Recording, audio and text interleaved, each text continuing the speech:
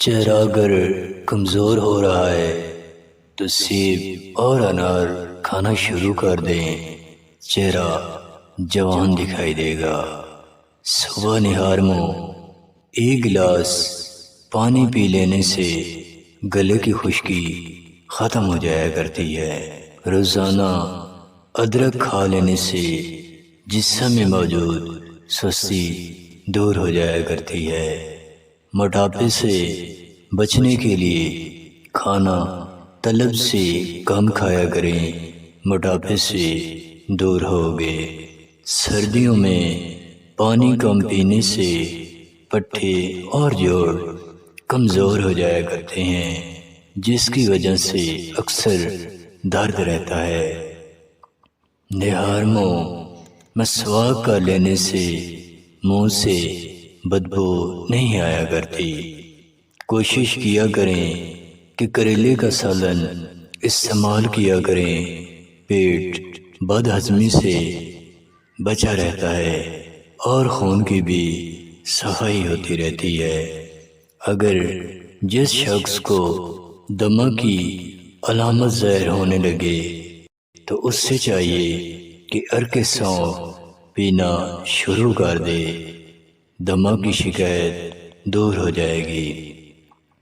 جسم کی جس جگہ پر جلن محسوس ہونے لگ جائے تو وہاں پر عرق گلاب لگاؤ، جلن دور ہو جائے گی۔ انجیر کے استعمال سے ہڈیوں کی نشو و نما میں اچھی خاصی بہتری آیا کرتی ہے۔ سر میں درد ہو تو چائے میں عرق سونف ڈال کر پی لیں، درد سے آرام آ جائے گا۔ ٹماٹر کے استعمال سے بڑھتے ہوئے جسمانی وزن کو کم کیا جا سکتا ہے۔ ناشتہ میں شہد کے استعمال سے نظام ہاضمہ بہتر ہوتا ہے۔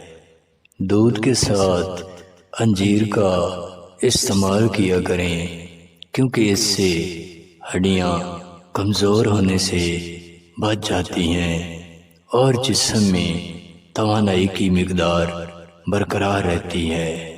گڑ کے ساتھ ایک دانہ کالی مرچ کا کھایا کریں، آنکھوں کی بینائی کمزور ہونے سے بچ جایا کرتی ہے۔